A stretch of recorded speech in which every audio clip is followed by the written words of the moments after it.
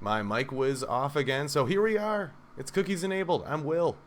That's Andrew over here, and he is my editor and slash live assistant. So you will be seeing him pop up on some new videos we have coming out pretty soon here. Actually, we've already got one out, and I got another one coming. We got another one, bunch of different ones planned. Cool stuff coming to you. So we're going to talk about that a little later on as well. We've got some cool news today, and the weather has changed. It's like 80 degrees here in Michigan. I managed to break out my sandals last night. Yes, I am in shorts. You can see. It's definitely a hot one today. But luckily we're not having... I'm sorry, say again? It's about time. Yeah, it really is. It really is about time, honestly. Yeah, we've been just drowning in cold weather, and it's just about time we finally got some decent stuff. This is nice. I have shorts on today and short sleeve, which is unheard of for me. So, kind of interesting, but I'm loving it, and hopefully this weather hangs around. I was actually going to try to do my broadcast like somehow outside, but moving everything is almost impossible for me to do. There's too many cables. I'm pretty much cable reliant right now, so that's just not going to work for me. Anyway. Well, it kind of sucks for me because we've got a week of this fantastic weather, and we're a week away from our big move up to Charlevoix. So then I got to probably deal with another several weeks of 40s and 50s. Oh, yeah. Yeah, we do drop back down as well. So this is not a permanent thing. This is not a normal heat wave for this time of year either. It may be 70s, but 80s? Like, no. Anyway, totally off topic there. I guess it's not really. Kind of climate change, I guess you could say. I don't ever remember 80s in April. Do you? No. Ever? Like, I mean, you could go swimming. It's so nice. Like, now the water would be ice cold. There we go. We can do an episode one day on climate change. That'll be a good one. Yeah, we're gonna have to. Gonna have to do a climate change one. Faux show. Anyway, so we got a bunch of cool news for you guys today. Let me get out of this room and into our grand room here. Really, we have a bunch of news. We had no SpaceX news. Now we do have SpaceX news. Yep. And possibly later today we could even have a launch. So I have it all primed here on their website on YouTube. If you want to tune into that, go check it out. They're not doing anything right now. I guess they're prepping, getting ready for the launch, which could happen. There looks like we're going to have another Starlink launch. It's a routine thing for them, but if we can stream it and show you guys and talk about it when it happens, we're definitely gonna. 'Cause it's always a fun experience just to watch it. They do have a road closure in Boca Chica on Friday. They always put out these road closure notifications to the residents of Boca Chica. Just so they know, today we're going to launch another rocket. It might go boom. But that keeps people away from their facility, which is a few miles outside town. Like, they have it in a safe location. So we got a road closure, which it sounds like the SN-15, the next test, is going to be rolling out to the launch pad. Ooh. I think that means that next week we're going to finally get a static fire test on that. And probably shortly after that, another launch. Sweet. So we're getting there. Again, they're moving at breakneck speed with all of this, so I'll be really excited. I'm going to be. I watched some of the old footage back of some of the previous explosions, most notably SM-10, which is really cool. Was it Everyday Astronaut? He managed to get out. He was on the opposite side of the fence from their facility. They managed to get up there and film. It kind of ties into one of the things that I wanted to touch on today, actually. They have their own spot. The Boston Dynamics robot out there to help investigate wreckage Yes, or I to did see that. fuel tanks when it's too dangerous to send any of their employees out there. So they have their own spot, which I think it's great that you're seeing these robots being put to practical use, not just, hey, we're Boston Dynamics, we put out a video Right. showing that they can dance. They're being used in the field. Exactly. And So, that one was the little dog one, if I remember correctly. mhm. And it was just kind of like a scout, and it just scans the area and the Anything. ground and It'll climb, picks stuff up, navigate carry the things stairs. for them. It has a lot of just AI built in, so it's not autonomous. You can tell it where to No. go, Right, but if right. there's something in its way, it'll figure out how to get over that Right, you don't have to obstacle like control it or its nothing. back. Yeah. It's got a lot of like collision avoidance or Right. that sort of software built into it. But they have a new robot. I think this one's called Stretch. Now, in the video we posted, we streamed in one of our early live streams. Mhm. You saw the dancing robots, and then you had the one that used the pendulum to move.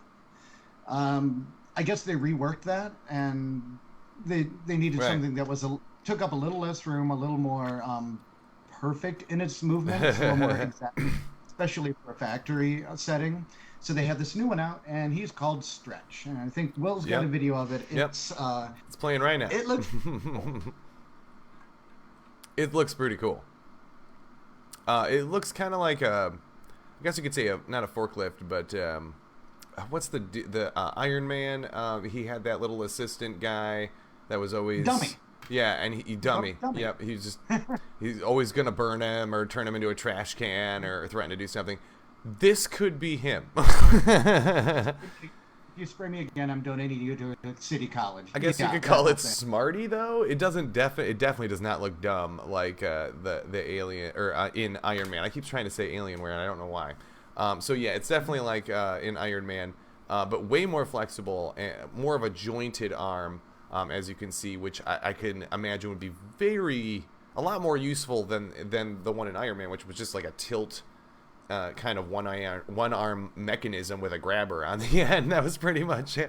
It's no wonder he knocked everything this over. is going to have a lot of applications in factories, Oh, yeah. settings, unloading, loading. Apparently, it can unload, like it can move, like unload and load 800 boxes in an hour. That is impressive. Which is that's pretty good speed. Yeah. This, you can start getting into some of the issues with automation and what's that going to mean for the job market as well. Right. Again, I'm not really going to speculate on that because that's not our purpose. We just want to show you the cool technology. But And this doesn't. it's going to have some capabilities. I don't think this is a and- job replacer just yet. These machines are way more than you just paying a person to stand there and move some boxes around. So I definitely wouldn't be worried about this replacing you at your job if this is what you do. I would be more worried about this, not necessarily worried, but where this is really going to be applied would be like factories and or places where humans just don't have good access to. Or it would be dangerous. Yeah, it would be dangerous for you to be. And this would be in chip factories. There's a lot of radioactive materials and things that need to be moved around and carted around in a factory kind of style. That's where these robots are going to come in. They can move these toxic chemicals and radioactive things around without getting any damage to them at all. Repeatedly, when in us, you got to get all suited up and put all these crazy gear on, and then you got to wash up and clean up and quarantine and take pills and shots, and it's a crazy mess for humans. And so this is the answer, and this is not necessarily anything new, I should say, either. We've had a lot of similar kind of robots that can kind of do moving boxes and things, but nothing like this. I know Amazon has a whole like factory kind of where they can.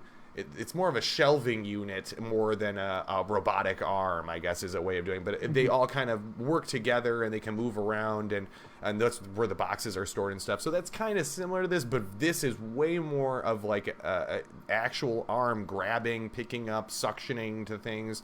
This could be applied to car factories, things that are too heavy for humans to even lift. This guy could probably do. So that's where this is going to come into play here. I guess I definitely don't think this is a job stealer. Don't worry about that. But thank you, Boston Dynamics, And for that again, you're video. always going to need people to supervise them, repair them, Yes. that sort of thing. Oh, yes. Automation, you're going to see a lot of automation in more and more absolutely. as the years go by. Yep. And that's normal. So, you know, we can talk about like universal income and what some countries have tried, but that's a whole nother debate. I'm not even trying. Yeah, no, we're not trying to. But good, it's for future stuff. This shows Boston Dynamics are doing some pretty cool stuff behind the scenes. Oh yeah, absolutely. It's really fun. Very cool stuff. So, let's see here. Our next one that I wanted to bring up were these new batteries. Now, how about a battery? Everything that we have these days has a battery, but how about a battery that can last 28,000 years without you having to charge it or replace it?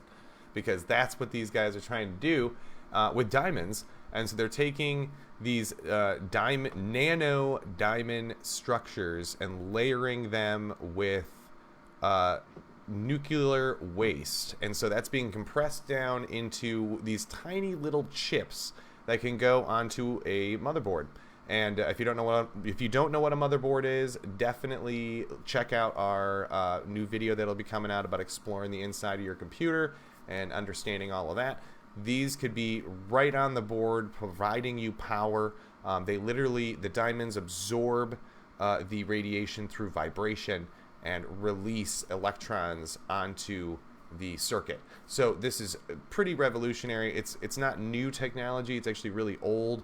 And they're just kind of reapplying it on a nano scale for the first time.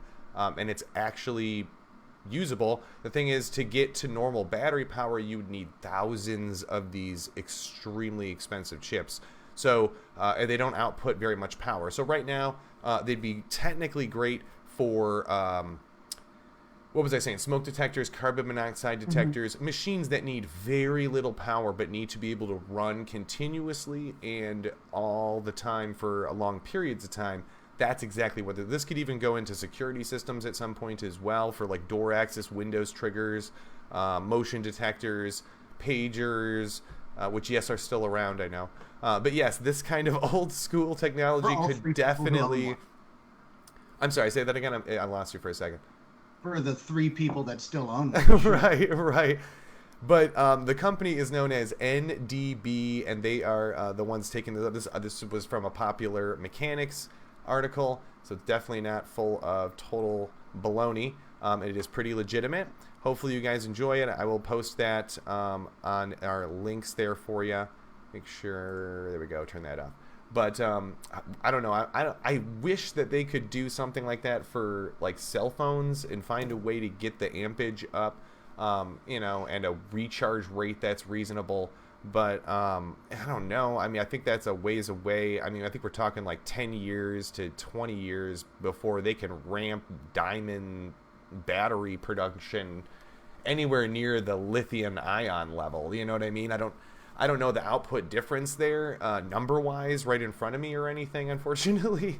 But I can imagine it's a pretty vast difference. If we're talking nano versus, regular, I think that's going to be a huge difference. So, yeah, very interesting stuff there. It's relatively new technology, so as with everything else, they work out some of the kinks. And then start improving it, miniaturizing it. So proof of concept can have some real world applications at the moment, and I think we'll get more as it goes on.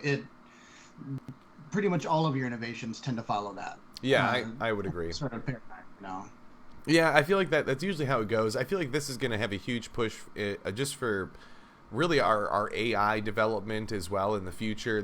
Things that need to have continuous power and or just enough power to do some basic calculations and, poof.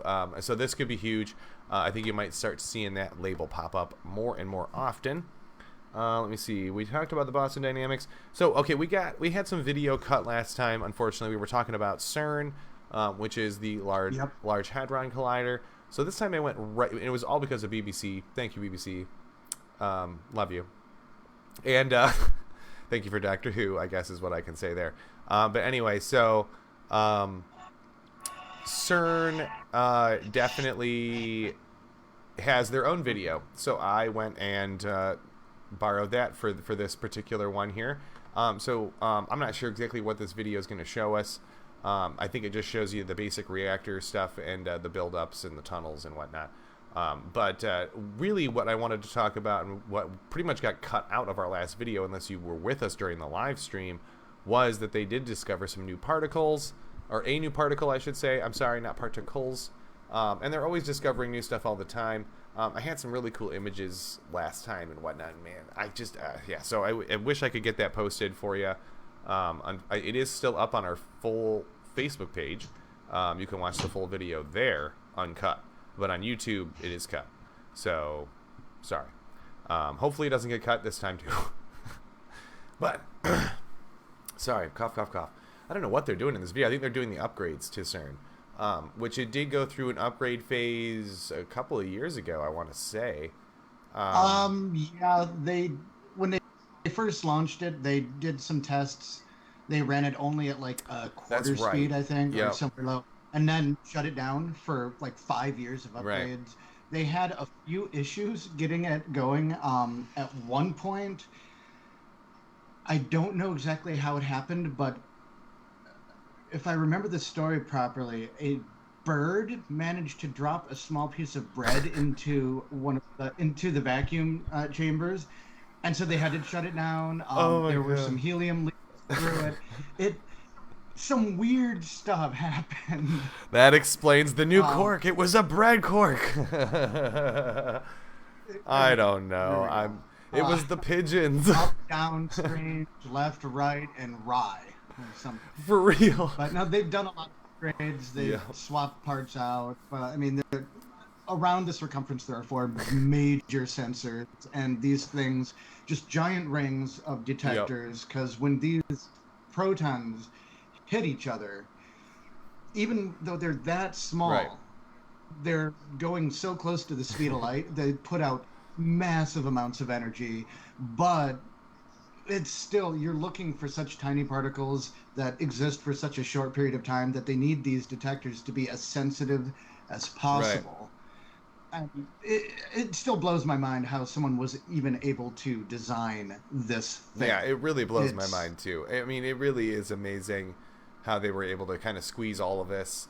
I mean, now I say squeeze all this down. It's literally covering like almost all of the UK. A couple of countries anyway. It really is massive. This thing is not small. It is gigantic. And it is actually 2 separate rings, if I'm not mistaken. There's a smaller one and one bigger one kind of adjacent to it. So it kind of looks like a figure 8 or an infinity sign is actually kind of what I think it looks like more. Or it could actually be Mobius strip kind of.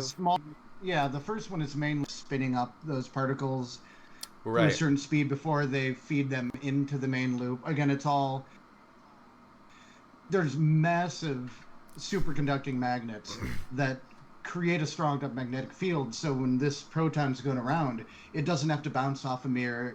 It's being held in this ring by a magnetic field. It's crazy. Yes, 17 kilometers in diameter. Half of it is half of the facilities in Switzerland, the other half in France.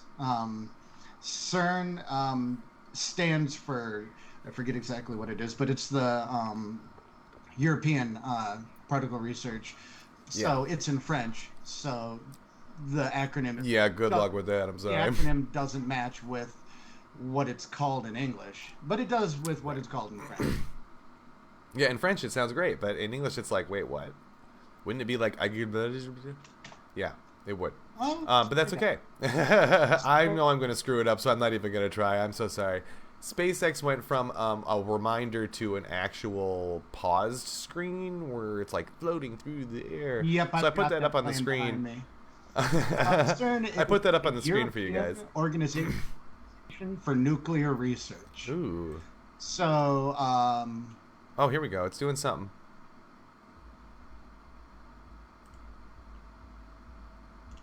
We go to theater mode here for us. Yep.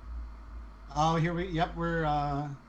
I think he's got the window going down there. Basically, what you're seeing, it's they start every live stream with a recap of just what they've been working on. Oh, It's okay, kind of like cool. a demo reel. Yep, there's the, Some cool yep, music going behind it. We're not playing the music. no, You see Starman. yep, You see the two cores landing a few hundred feet from each other, which was one of the coolest things I've super ever cool. watched. Yep. Um, it really is impressive. So, yeah, they'll play this here for a minute and And we'll we got find about out. 13 minutes apparently. Is that what our time frame is? Yeah, it's saying T minus 13 minutes. She's talking about 13 something here. I'm minutes. sorry, Well, I can't hear her at we all. got 12 minutes. What do you got up next? We got 12 minutes. I don't know actually. Let's see here. Oh, we're gonna talk about our new Okay, 10 videos that we're minutes doing. because I don't want to just talk about this once it's going. Yeah, So, exactly, exactly. Let's mute this here. Boop. So yeah, we have some new videos that we're going to be doing for you guys. These are called shorties or short new discoveries, kind of local things and more things outside. Not just me sitting in a box or Jaeger sitting in a box. So it's going to be more of us moving around here. And I have a little preview of our other video here. This is the one that you did, Andrew, of the solar system. This one was really, really cool. I didn't realize they had those boxes that you could actually, it was. go look at. That was pretty It awesome. popped into my mind that day. Like we've been Let me trying, see if I we've can both cut been to trying that to one. think of more content we can bring you guys. Main video every 2 weeks and just a live stream. The live stream doesn't take up much time when it comes to editing. The main videos do a little bit too. I was working, now I'm packing. So to fit all the time in, but we started thinking, what else can we give you guys maybe on a weekly basis? And I was out for a walk and I explained it some in the video too. I saw at the corner of this elementary school a little half circular box Right. and little Neptune in there. And this is really cool. But why would they only have one planet? There's got to be more around here somewhere. And I just started looking. I probably looked like an idiot. I'm on the block, just looking down each road, Right. thinking, okay, this is the scale. So there's got to be another planet within eyesight range. Right. Right. And couldn't find it. The next day, I took a slightly different route, and boom, there were all the other planets lined up. And so I can only assume the other two, Jupiter and Saturn and Uranus, have to be inside the school based on distance. Right. Right. Right. So I That would make wasn't able to sense. see those. But we decided, we're always out, we're always doing something, we're going somewhere. So we're just going to call it Random Day Discoveries.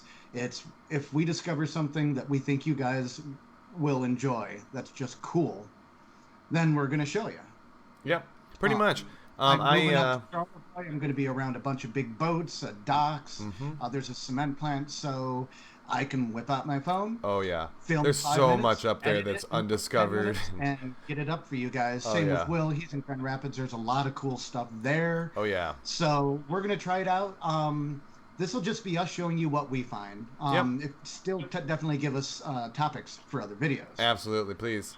But yeah, I got some good footage of the fish ladder over in Grand Rapids. So if you've never seen one of those, this one's a pretty interesting one. It's been around for a long time, and really, I got some good videos of them not using the ladder. I got the fishes trying to jump up the break wall, which is obviously too big, which is why the ladder's there. And they weren't using the ladder, so I was kind of mad about that. But it's not the season. Unfortunately, they will be through in the fall. So that's really when they will be using the ladder. And I can get the images, hopefully some video for you guys. It gets really crowded over there. It is technically a public park. I might be able to use my drone. The problem with that is I need no one around to do that, and that's impossible in this park. So I doubt that'll be an ability And for I me to think do. you're But within 5 miles of an airport too. oh yeah, no, I am within a hospital though, and that's gonna suck. But not the airport. That's going to kill Yeah. your flight range. Yeah. I have a drone here. Damn I it. haven't been able to fly it in Ann Arbor because I'm within 5 miles of a hospital and a major airport. I'd have to See, yeah, I'm not within that's- 5 of the airport. I'm within about 7 to 9, depending on which route you take. But yeah, I'm just outside the Gerald R. Ford Airport. That's like way on the other side of the city, thankfully. But I have like several hospitals, like a quarter of a mile, half a mile, maybe a mile or so down the road. So there's just absolutely no way I'd be able to fly my drone over here. But that section, yeah, I think I'm still too close to the hospital, because I know I can see the hospital from where I am, so I should be too close. Unfortunately, that's kind of line of sight. I mean, I could be too far away. Anyway, guys, I'm going to try to get some really cool videos for you guys. I will find some cool zones I can fly my drone in and get you some. There was a dog park that isn't close to literally anything, and almost nobody goes to that dog park, so that's where I did my test flights and figured out how to use it. One guy did show up with his dog, and they can fly anywhere in Charlevoix. So we'll give you guys some. Yeah, we'll get you some good videos.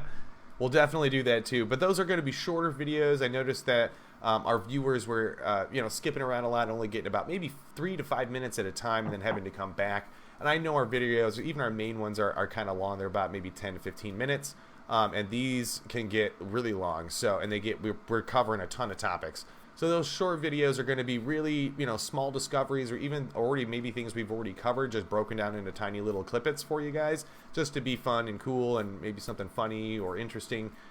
If you have something in your area you want us to try to discover or look up, maybe I can do some interesting work online or try to figure something out that way. But yeah, totally into that. So let us know. Maybe you've got some cool stuff. I did find an amazing data center in my city that used to be the Steelcase building, and now it is a giant data center, and I'm so excited. I'm hoping to be able to get a tour of this building. It has been done there was one other YouTube channel right when it got bought out by Steelcase, or by the data center, to be turned into the data farm. Now it is the major hub for the entire northeast United States. Every bit of data goes through that data center. So it's like almost $7 trillion worth of technology in one building. So I would love to get inside there and just look around. I don't want to touch nothing. I just want to see it. It has like 4... I don't think they'll let you touch anything. I don't think they would either. I'm sure they would just shoot me, tase me. I don't know. It is completely ran on 100% renewable energy, though. It has... that's awesome. Yeah, and it's got some pretty cool marvels built inside the building, too. So I'm hoping to get that into maybe a short video and a big one, a main episode as well. But that's ways down the road. These are things that we're working on. If you guys have other topics and things, please let us know. Drop it in the comments. Let us know what you guys want to see in the future. And I'm not showing any viewers today, unfortunately, but that's okay, guys. Hopefully you're going to catch this later in the week. I know it's a beautiful day outside. Hopefully you're out enjoying the weather, as you should be. Because and definitely make sure you're wearing your mask. We got our vaccine episodes coming out very soon here. I'm going to have an intro episode, and then we'll have a probably like an actual informative behind the scenes kind of what's in the vaccine, how does it work. I'm going to talk to my doctor and try to get him on the show. So we got a lot planned, and that's why I'm breaking that vaccine episode up a little bit for you guys. It's not that I have a lot, plus I'm working like 50 hours a week, so it's a lot to do. Plus Andrew's moving, so hopefully our production doesn't get slowed down here, but I'm going to try to keep pumping out some episodes for you guys, and Andrew's been awesome at trying to keep things flowing for you guys too. And please, thank you for all the comments. I did want to bring up one that I did see. Let me see if I can pull that up really quick. She was awesome. It was such a great comment. She was watching the Mandela episode, and she was saying that she doesn't remember, or she does remember the Monopoly guy having the monocle, and not having the she doesn't remember the peanut guy at all. So I was like, okay, so maybe there's someone else. Maybe there was something other than the peanut guy. But I was trying to get her name and give her a shout out because she left a comment. So I'm gonna try to pull that up really quick. Let me see if I can check on that launch as well. Looks like there's 4 minutes to launch. Yep, 4 minutes and 4 seconds here. So I think it's streaming pretty much the same time for both of us. which is cool. Yeah. So we can both talk about it and watch it happen. And I won't have a delay from the Facebook feed. I can actually watch it on my end, which is really cool. No, almost 3.5 minutes. You can see it venting. I believe that's just some of the. I believe that's just liquid nitrogen that's venting. Yeah. I could be wrong, but that's normal. This happens. They got to chill the engines. They got to get everything ready. Make sure all the systems are nominal. I think they've already had the strong back retract. Now that's the big tower. Yeah. That you see it when they roll it out, it lifts it up and then it retracts. I hope like 5 or 6 degrees at the very beginning. Once it launches, it'll retract back to I think 45 degrees just to stay out of the way of the rocket when it goes. But yeah, they're on track for a perfectly good launch. Beautiful weather out there. This is this is not 39A, but they are at the Cape Canaveral station in Florida. Right. It's where they tend to launch most of them. But that is where Pad 39A is, where the Apollo missions took off from. That's where they launched. I think Falcon Heavy was there. They launched the first Crew Dragon, taking astronauts to the space station. In that, they're getting ready this summer to send the next crew. This will be 4 people in a Crew Dragon spacecraft. This will be, again, you've got a private company sending astronauts to the space station. It's pretty awesome. Yeah, it's really awesome. And you can see the views there. You can a lot of these old buildings in the background were from the days of Apollo, from the days of the space shuttle. It's. I would love to go and see this one day. I guess my in-laws, they were down there one day when a space shuttle was supposed to launch, and they were so excited, and then they scrubbed the launch, and they didn't get to see it. I would have. Yeah. I would have been so mad. I would have been kicking and screaming. Now, okay, I want to give a quick shout out, really quick. We had when Florida's not imploding on itself. We can get down there and show you. Yes, absolutely. We just get to watch this. We're a little over a minute from launch, it looks like. Yep, and I just want to say a quick shout out to our 2 comments here we had on the Mandela Effect, which was a great video here. It was Ruth's ASMR and relaxation videos. Thanks for the comment there. You were the one that mentioned that you do remember him with the monocle, and I did get that one wrong in my questionnaire as well. But we also had Man with No Name 2 apparently. Say that a lot of people are just doing this to scam people for money, and that's exactly why I wanted to post a Mandela Effect video. So anyway, thank you guys for those comments. I appreciate them. I love you. Hopefully you guys are doing well out there. And let's go back to the SpaceX launch here. We got 30 seconds for countdown. I'm super excited. I hope you are too. Let's see how this goes, and hopefully things go well today. I still get excited whenever I watch one of these. I know it's basically routine, but once in a while... it's so exciting. You never know. Once in a while, they might have something go wrong. I mean, and even if it doesn't go wrong, it's still like we're witnessing stuff that very few people in the planet get to even, where 1 second to launch, they will scrap it. Yeah, and this one's officially taking off. Wow, right on time there. Yeah, you'll see that tower fall. It's coming down. Yep. And it's already at 120 kilometers an hour. It's going slow. Yeah, but it's 200, really not that 200 slow. kilometers an hour. It looks that way. Yeah, it's like, and it picks up speed really quickly. For anybody watching here, or if you're watching, or if you can see at the bottom of their screen, they have this little. It's down in the left corner there. Arc that shows you where they are in their mission. We're coming up to what they call max Q, which is maximum aerodynamic pressure. It's when that rocket is undergoing the most impact from the atmosphere on it. So they'll actually throttle their engines down a little bit to get through that. Exactly. And at that point, they're going fast enough and the atmosphere is thinning out enough that it's not going even at that speed of over 1,000 kilometers an hour. Wow. It's not affecting the rocket as much. That's the hardest part. It's That like really is. I mean, I can only when it's imagine. punching through the most air Jeez. and has the most chance of damaging Max something. Q. Yep, there we go. It's 1700, 1800 kilometers an hour. then now they're past that. They'll throttle their engines back up to get them up to the full orbit. Next thing you'll see, they call it MECO, main engine cutoff. That's when the main engine's cut off. Yep. Very shortly after that, the first stage is going to detach from the second.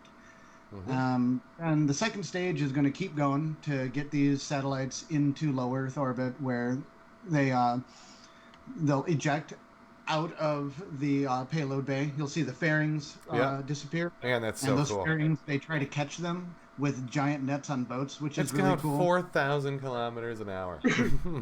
And climbing. And going to keep getting faster. It's going to get up to, I think the second stage gets up past 17, 18,000. I was going to say, it's going to get way up there. But this one, the first stage is going to be landing on one of their autonomous landing barges. So usually when that happens, they will, they design it. They fly in an arc, and then the second stage takes off, and they follow that arc back to Earth. Okay. They tend to do that more with some of the heavier payloads, just because they can use more fuel in the rocket to get it up to speed and to the altitude. Here we go with the stage separations there. Yep. Yeah, they don't need to do that. They can actually pause, flip that booster back, and go back to the landing zone. That's what we call a boost back burn. But you have to factor in how much fuel do you have to keep in the rocket to make that boost back burn.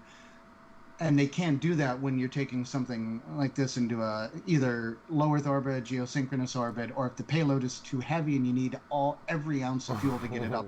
Right. You never. Yeah. Says fairing deploy. We just hit. I don't think we have footage of that. Yeah, yet. we just hit the fair. Yeah, we don't have any footage of it, but they did just do the firing of it. We got the second stage telemetry. Sorry. Yeah, we've got stage one. You can see it slowly starting to slow down. Yeah. Oh, there we go. Now you can see it there a little. Oh, now wait. you see the speed for stage two. So they're already at 8,500 kilometers an hour. Yeah. Very fast. Yep. Man, that camera is super shaky, but again, they're trying to see it from 1,000 some kilometers away. Right. In altitude. So you're trying to Yeah. zoom in on that. I actually saw a really cool video once on how they designed the cameras to track like the Apollo missions. Oh, and if you've ever seen footage of old Apollo launches, there's a guy sitting in what looks like a giant white tank. Mm-hmm. And those are camera lenses the size of a mini fridge. Oh, God. And they pilot him to get to this, to track this sort of rocket. It's crazy. No, I don't know why we're not getting any footage from the actual... I don't know. The lady came back up. I don't... Usually get that. You'll see from stage one as it's... what is it? I forget what they're called. The little wings pop up. The grid fins. Grid fin, yeah. those really help once they get into the thicker atmosphere. They're designed with very lightweight materials and in like a diamond pattern. It really helps to catch that air and slow them down. So you don't have to use fuel to do that. You're using nothing but wind resistance, air resistance, which really makes a difference. But, I mean, what you're seeing, you can see the altitude is actually still a little high. It's at 120 kilometers. It was at 115, but that's because it's following that arc before gravity starts pulling it back in. And now you're going to see it drop probably pretty quickly here. Especially once we get this entry burn in a few minutes. That entry burn drops it down to a few hundred kilometers an hour, and the wind resistance continues. And it gets down to 3 or 4 kilometers an hour before it lands. So they've perfected this. They've launched and landed well over 50, maybe 60 of these rockets. Right. They did 25 in a row without an issue. Wow. And then one blew up. Wow. Now they did 24, not 25. They need to break that 25 record, but one just didn't quite hit Wasn't the 100%. You could see it in the distance, but it didn't hit its target. That's going to happen. Yep, that will happen. I mean, 1 in 25 or 24 isn't so bad. So here we go. We're almost to the entry burn. Yep. You can see it's speeding up just from that. Gravity is starting to tug on it more and more. But the altitude's dropping, and in a sec with that entry burn, you're going to see that speed drop drastically. There we go. We've got the satellite view there. Yeah, and now you can see its the arc image. Yep. Which is really cool. Love it. I don't know why we don't have footage. That's really weird. It is super weird. It might be an issue with their ground feed. Might be an issue with the ground link with the rocket. I don't know. It could be something with the rocket. I don't know. Which is a good thing. Yeah. That means it's still. Oh, there we go. There we go.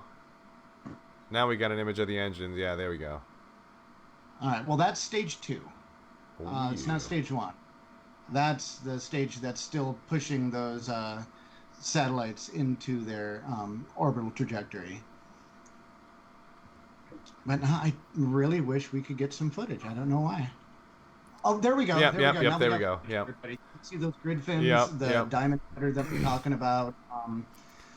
Those are, you can see the speed dropping. 28, 25. I just looked and it was 2,800 kilometers an hour, and now it's 18. It's rapidly dropping its speed. Oh yeah. And we're only 7 kilometers from the surface. Yep. And I'm hoping they should still have a good feed from the landing drone, right? Landing bar. Sometimes that has issues right when it lands, but they're trying to bounce a signal from this barge to a satellite back to SpaceX to stream to the internet. Right. And the intense vibrations from this thing landing. Here we go. Looks like it's coming in. With that feed. Yeah, you can see. That's the landing burn. You can see the ocean. You can see those grid fins moving. This looks good. Here we looks go. like a good landing. That looks Let's see great. If we get a good feed. It might break up for a few seconds. Yep. But there we go. Poof. There we go. We got. It has landed. Good footage from the rocket. Oh yeah. See the feed cut out from barge. Of course, I still love you. That happens. Yep. But another one on the books for SpaceX. They're making this look easy. Yeah, they are. They're making this look really easy. So there you go, everybody. That's SpaceX Launch. That was. We finally got to share one with you. We'll try to do, some future ones, the big ones. I don't care what I'm doing or what time it is. I will be going live for the next Crew Dragon launch because that's going to be huge. Oh yeah. Oh yeah. Finally fly an orbital mission of Starship. Yay. We got to be up there for that because that's going to be incredible. That'll be this summer, I'm sure. Oh, they're goodness, yeah. Really going fast. So, congratulations, SpaceX, on yet another one. Well done. Well done, SpaceX. I'm surprised. And I shouldn't be. But we just streamed a YouTube video as well as our feeds. Yep. And so far, my audio has not cut out. I was going to say, I've heard you pretty much this whole time. There was only like one time that it was like garbled for a second. No audio issue.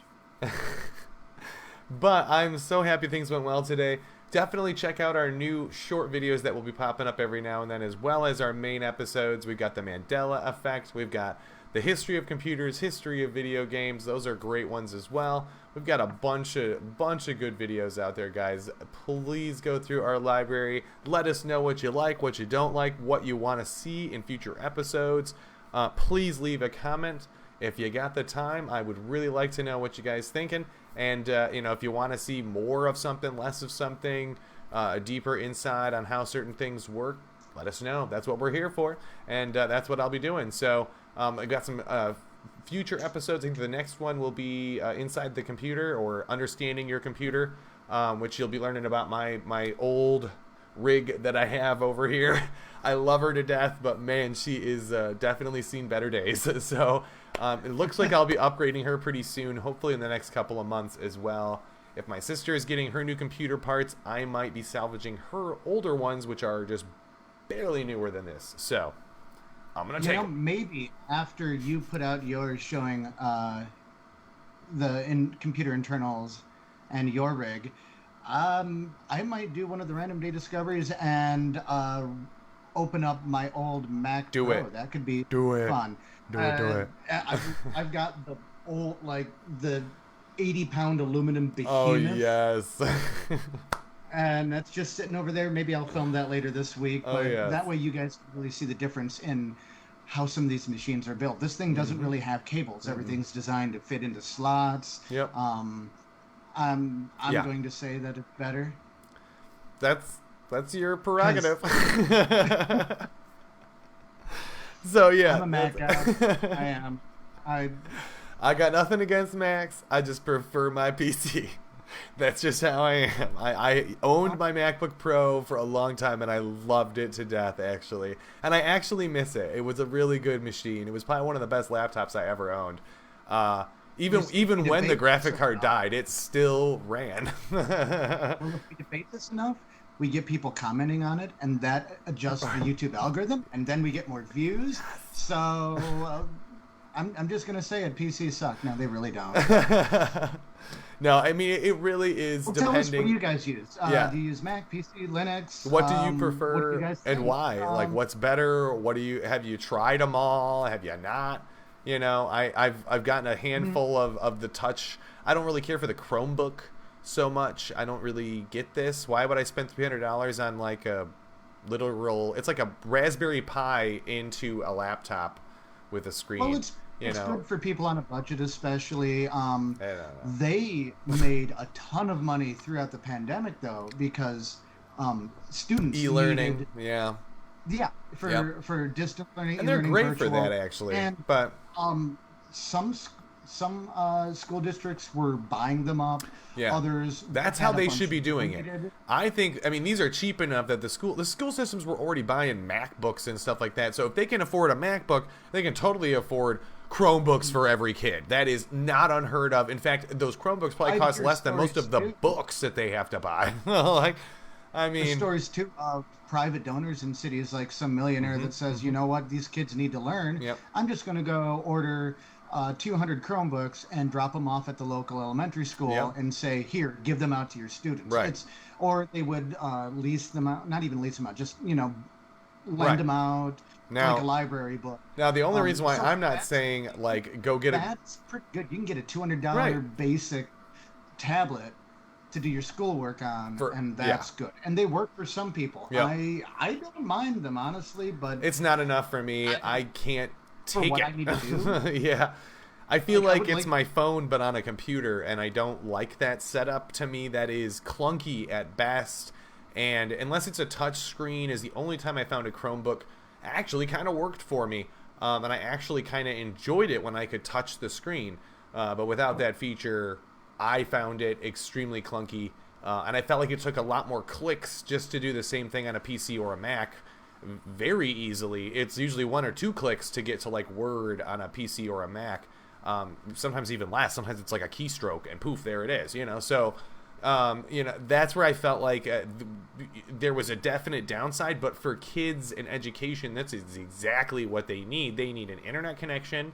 They need an encyclopedia or some kind of library you can cram into it. They need internet access. That's it. And they need a word processor and a spreadsheet, and that's pretty much it. They don't need any graphical capability at all. Games are not what they are made to do, and that's another reason why I don't like Chromebooks. I'm a gamer. I need a PC. I need a Mac to do games. I cannot do. Our software would melt one. I'm sorry.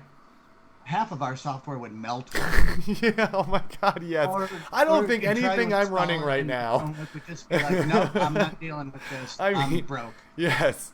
I mean, I did have a small Windows halt setting up my session today, but I didn't have to restart, and I didn't even have a full crash. I just had to close my actual Explorer windows and then reopen them. I had my Skype session working the entire time.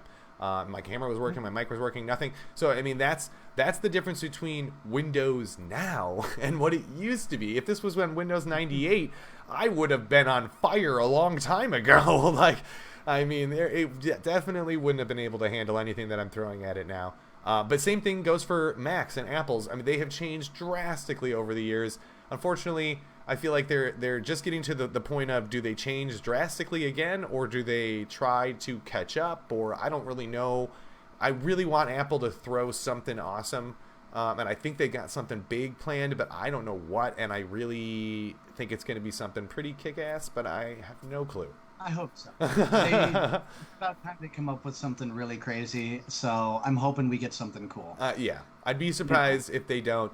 Knowing them, they've been working with crazy designers and developers and stuff for probably the last like 5-10 years, just throwing ideas at the wall and then throwing it at other designers and just kind of just doing this over and over again to see what they can come up with. And I know their last like Mac design, which actually I guess they're done doing, like the Mac towers and the trash cans and stuff like that. I guess they're done making those. The trash can was 2 generations ago. Yeah.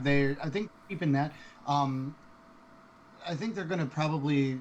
But I don't know about the all-in-one Mac, if they're still going to make that or not, because I've never cared for that. I've always been a big no when the all-in-one came around. You're talking about unrepairability. You can't, if something inside breaks, good luck, get a new one. Oh, you can, but it would void your warranty. That was the big thing. There was a lawsuit. Thank God. In the UK against them for that. That they had to make. They had to allow for repairability, right? Yeah. Okay. Because that is the biggest disgrace, I think, to all Apple products is glue. If you have to glue a product together, you shouldn't sell it as a product, because it's not a product. It's a ball of glue. That's what that is. That's all it is. Now, granted, my S10 is pretty much also held together with glue, so I don't really have much to talk about here, but the repairability of this is way easier compared to an iMac. I have actually had this repaired 3 times and it is still the same phone. So it can be fixed, because I did break the screen a couple of times. And so that's, again, why I had to get it repaired. But the iMac, again, you break a screen or a sensor or something goes out or your motherboard burns out. You can get it repaired. It's just going to cost arms, legs, all of your body parts are going to need to be sold to make this fixed. And again, you might as well just upgrade, which isn't really an option right now. I guess. I don't know if their website even has one available. I have not checked. But apparently they're going to start phasing them out. And I have a feeling that means that something's coming to replace them. That they're coming out with probably a new line of iPads and or the MacBook Pros and the MacBook line, I think, is going to change from. I think it's going to be more of the yoga tablet kind of crazy fold out, pull out screen. I don't know. Whatever you can come up with, I think is what they're going to be trying to do. Plus, I know they've been working on the Apple glasses or whatever they're called, Apple Glass or something, for a really long time. Self-driving cars too, which is crazy. Right. Just don't hear much about it. And ironically, HoloLens 2 is taken so much steam. I feel like that every time I see anything that's AR or extended reality or anything like that, they're doing it with a HoloLens 2 because it's a lot smaller than its original one. The original one looked like a helmet you were putting on, like a bike helmet. This looks like just a normal visor that you're just putting on with like a big plastic lens over your eyes, and that's it. I mean, wow, that's way better than it was before. So kudos to Microsoft for making that smaller. Guaranteed they have a version 3 coming out probably in a year or two as well.